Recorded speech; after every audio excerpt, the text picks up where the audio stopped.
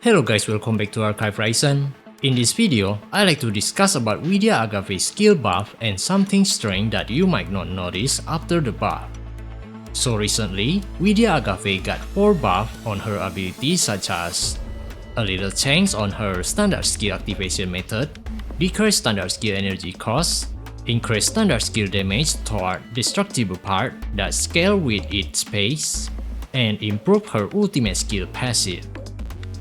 The first one is the most useful one, where before the buff, whenever you want to repeatedly use her standard skill, you will need to spam the standard skill button until your finger give up.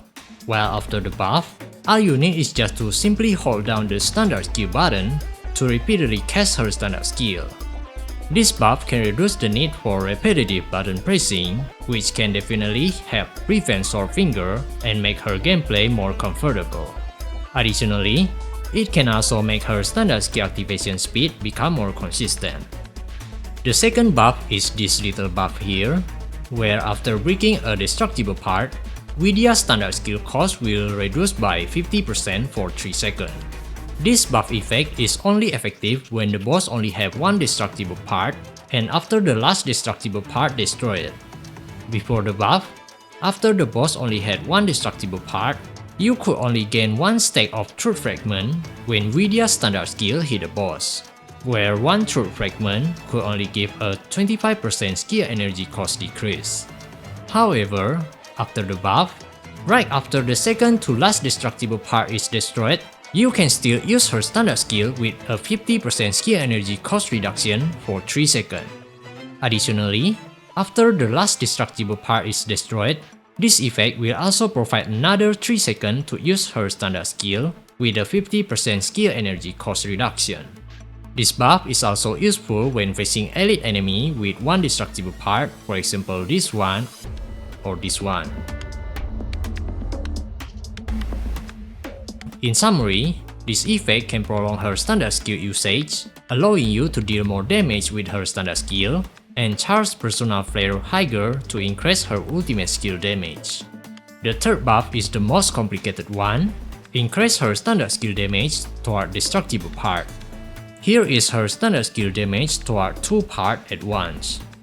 As you can see, the first and the second pace doesn't show much difference, and the damage gap is small, making it quite difficult to tell the difference between each pace.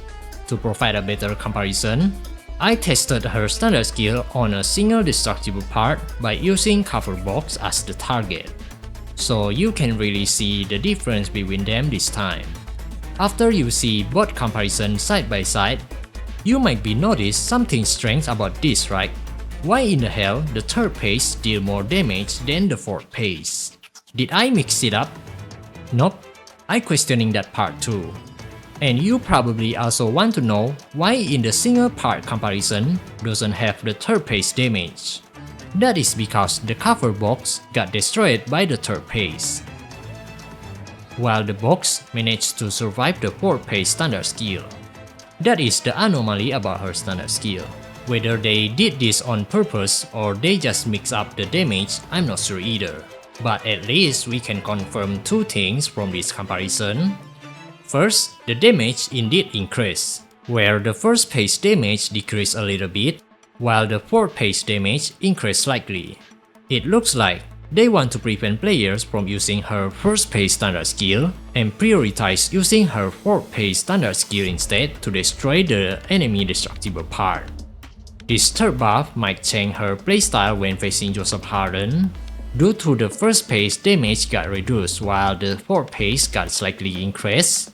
But I doubt it because the fourth pace damage doesn't deal twice damage as much as the first pace damage. So we don't know yet, unless we try it, whether it's more better to spam her standard skill until Jordan got stripped naked, or we need to shooting to charge her skill energy so we can keep spamming standard skill in the fourth pace damage to deal more damage to destructible part while charging her personal flare more higher. The fourth buff is this little change over here. So before the buff, after you using her ultimate skill with 20 personal flare or above, then you start shooting to charge up her skill energy and followed by her standard skill, This effect will disappear, so you need to use her standard skill start from the first phase. However, after the buff, even if you start shooting after using her ultimate skill, you still can skip her standard skill phases to the 4th phase, as long as you use her standard skill within the 10 seconds after using her ultimate skill, by skipping to the 4th phase, allowing her to deal more damage with her standard skill and charging her personal flare more faster. The conclusion is, the first buff can only make her standard skill more comfortable to use. The second and 4th buff can prolong her standard skill usage, slightly increase her standard skill DPS, and speed up the personal flare charging speed. While the 3rd buff can increase the 4th phase standard skill damage toward the destructible part. So overall, the improvements are more focused on enhancing her DPS when facing enemy or bosses with destructible part. But unfortunately, after I tried her against Anti-Mami, the result was still far from expectation. This 49.1 second is my luckiest run. However, this luckiest AGAVE run somehow can easily lose to Cherno first try. Yeah, I know there is a big difference in their manifestation, but 10 seconds is still a big gap. In summary, all of her buff can only increase her standing as the best operative when facing Nightborn Phantom, because before the buff, Lifer Infinite Psych and Cherno Enigma also had a little potential to outperform AGAVE when facing Nightborn Phantom, but this time I don't think so. So are these buffs able to make her become a must pull operative? Nope, not yet. So next time, if she get a rerun and if you want to skip her again, sure you can. But if you are a waifu slave, you might not want to skip her considering how cute and lovely she is. She also has some unique movement after using her standard skill.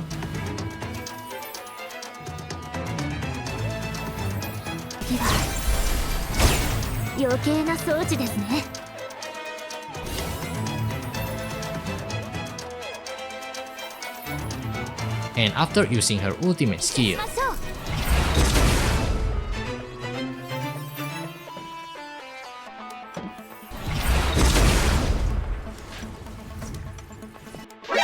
NANI?! お前はもう死んでいる。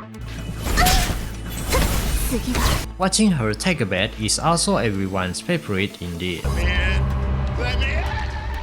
Additionally, due to her standard skill having a large skill AoE, her mobbing capabilities is also very good.